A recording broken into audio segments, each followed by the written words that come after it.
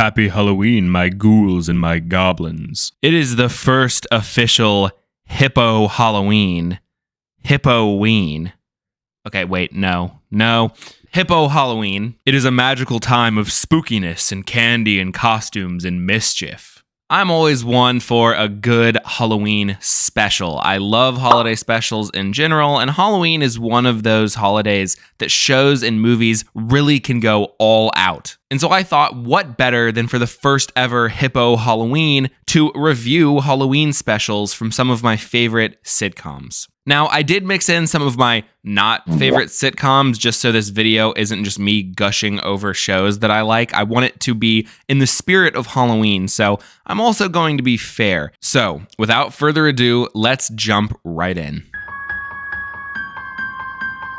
I had to start with my personal favorite sitcom of all time because, of course, and without any bias, I do believe that Community nails the Halloween specials, but specifically Season 2, Episode 6, Epidemiology. Off the bat, the Halloween is Halloweening.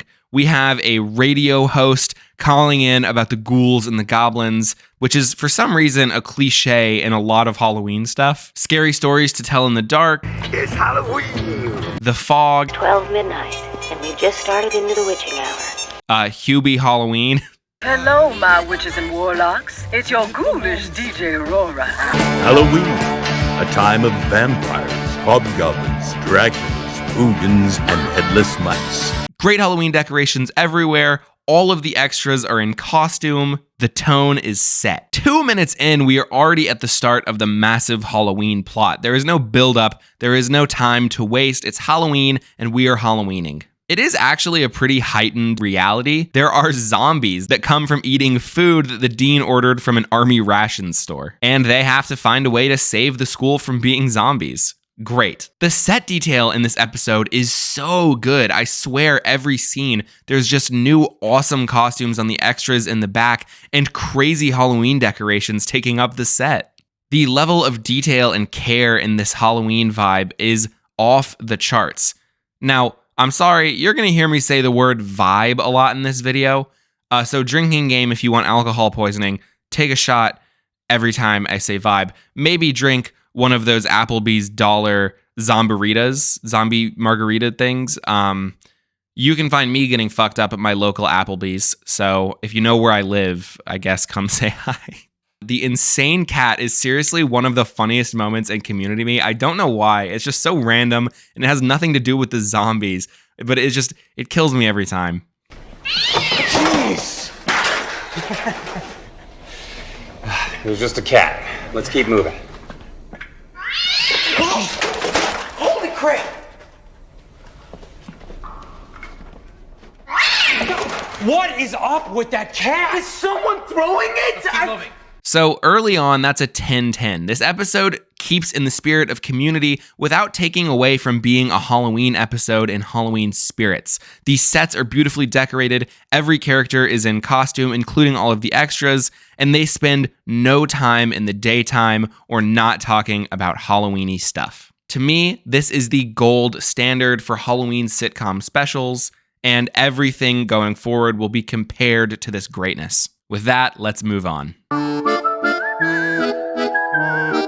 Next up, we have 30 Rock's Stone Mountain, which low-key, I'm not feeling the Halloween vibes at all. Only one of the subplots in this episode revolve around Halloween, and even then, it's just barely. The characters don't wear costumes bar one flashback scene and the end credits scene. And there aren't really any Halloween decorations besides at, like, Kenneth's desk. I love 30 Rock, it's a hilarious show, but this really fails the Halloween bar. It is an extremely funny episode. I like the rule of threes gag, and since it's about death, I guess it should get extra points because it's Halloween. The Jimmy Fallon cameo is really funny. Mr. Jordan! Are you trying to kill Mr. Fallon with that hammer? What the hell? Is this a rule of threes thing? Not cool guy. Kenneth being from Stone Mountain and then later seeing Jack McBrayer being in a wig, being probably one of his relatives, was also pretty funny, but not Halloween-y, so it's not getting any points. Just no spooky spirit, no love for the holiday.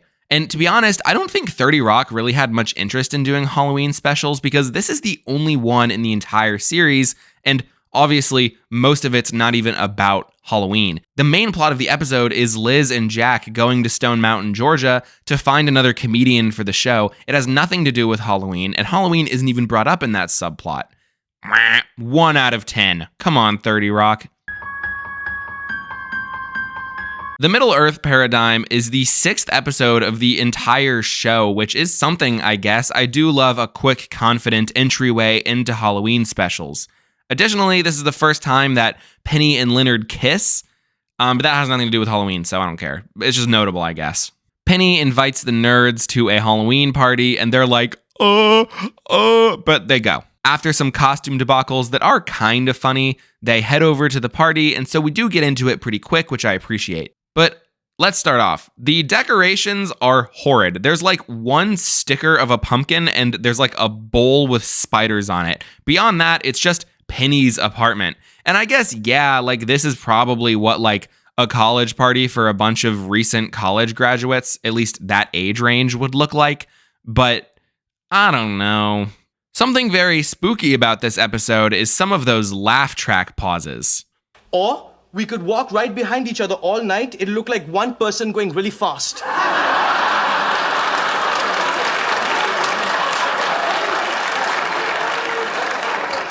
Ooh, who are they waiting for? Ooh. Also, the entire episode takes place inside, which, I don't know, feels kind of weird to me. And I know what you're thinking. Hippo, the community Halloween special takes place almost mostly inside, and yeah, but everything was decorated for Halloween, so it didn't really feel like it. Buzz off. And the plot really doesn't have anything to do with Halloween either. You could remove the Halloween from the Halloween party, and the episode is just about nerds want to have sex with hot girl. Nerds get made fun of by jock.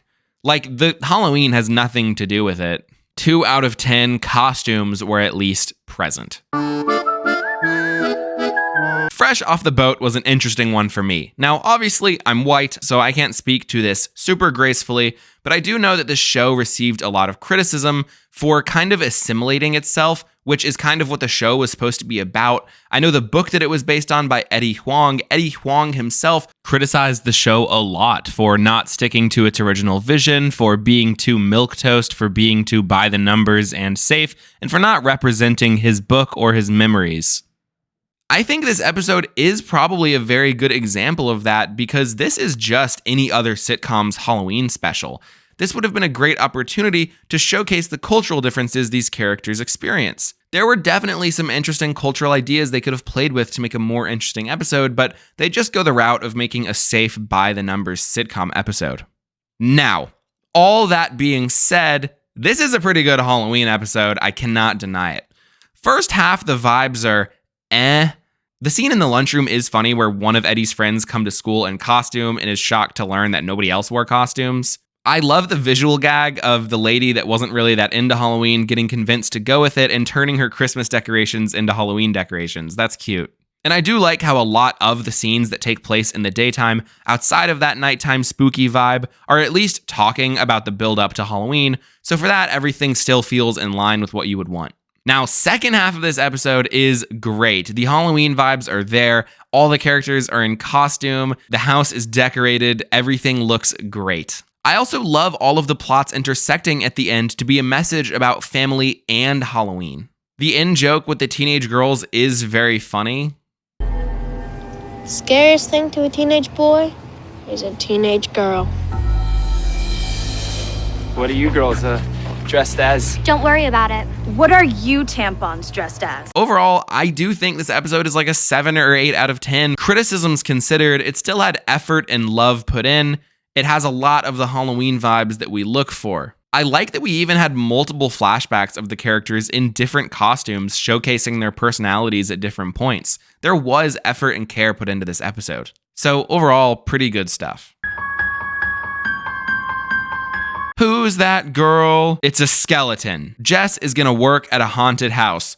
Boom! Great start. It does take a little bit to get into the Halloween stuff. Relationship drama is mostly at the forefront, but fine, it's a new girl. 9 minutes in though, we are there. Good lighting, good costumes, good vibes. We are at the Halloween party. Everything is decorated. It's great. The one thing is though, none of the plots in this episode have anything to do with Halloween. Even once they get to the Halloween party, it's similar to the Big Bang Theory where it's all sauce, but no dressing.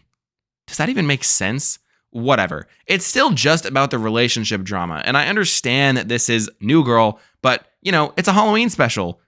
Do something. I can't believe this. Young Abraham Lincoln is choking me out in his guillotine. You're going as young Abe Lincoln for Halloween? Statistically speaking, every American thinks about Abraham Lincoln at least once a day. It's a well-made, fun New Girl episode. No complaints there. And I love the visuals going on, but there's just nothing to do with Halloween beyond that. Why aren't we having sex? Shut up, bitch. Sorry. 5 out of 10, completely carried by visuals. Halloween on Spooner Street. It has incest. It has blackface. And it has a kamikaze pilot death that infamously kills off Peter and his friends, unceremoniously ending the show on a very weird note. If only, right? Barring the extremely odd choice to include incest as one of the primary subplots of this episode, it's mostly okay. I do like the Brian and Stewie subplot of Stewie getting his candy stolen. And Peter's group plot is fun, though not as Halloween-y as you'd like it to be. But I do think it feels fine enough, considering that's like, the friend group has a tradition of pranking each other on Halloween. That's something that I could see being real, so I'll let that slide as a Halloween subplot. It's not hitting the same visual vibes as New Girl, Fresh Off the Boat, or Community, but it's definitely hitting them a lot better than 30 Rock or The Big Bang Theory. I just hate the Meg and Chris subplot. Why is this in the episode? Why is it there? It really, really, really weighs down the episode for me. And I know it's Family Guy. It's supposed to be edgy. It's supposed to push the boundaries or whatever. But it's just gross. It's not funny. And I just can't find the angle. I can't find the comedic appeal to this. I guess the joke is Meg and Chris both are hopeless romantics. They can't get any. And then finally, when you and they think they're getting some, no, it's actually incest. Oh my God, you're gonna hook up with a boy. I know, I can't believe it. Oh, I feel as pretty as Scarlett Johansson. I don't know, that's kind of like a mean-spirited subplot. Okay, an alarm just went off on my phone and fucked up my recording, so hopefully it still looks okay. We'll get another one of these for good measure. No, but like I was saying, I'm not a prude, if you want to make a gross subplot, fine, but what does it have to do with Halloween?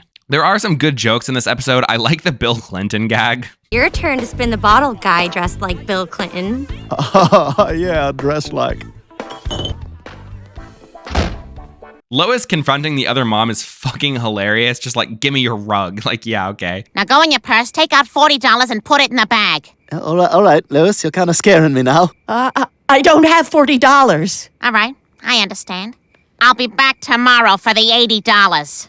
And I'm taking your welcome mat. Go, Lois. Adam West giving out hens is funny. Yeah, would you like some gravy? Sure you would. Oh, dude, rip Adam West. That guy, just a treasure. So yeah, the Halloween vibe is half there, but, some weird subplots weighing it down, and the visuals aren't on par with some other Halloween specials.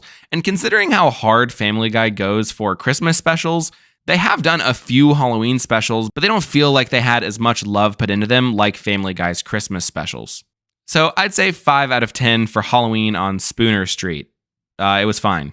And that's that for the first ever Hippo Halloween. I hope you all have an amazing, safe Halloween. Whether you're out bar hopping, trick-or-treating, egging someone's house, or staying at home handing out some candy, I just hope that you make it a memorable night. Stay spooky. Let me know in the comments what you're dressing up as for Halloween, and I will see you guys next time. Have a wonderful, wonderful spooky Halloween.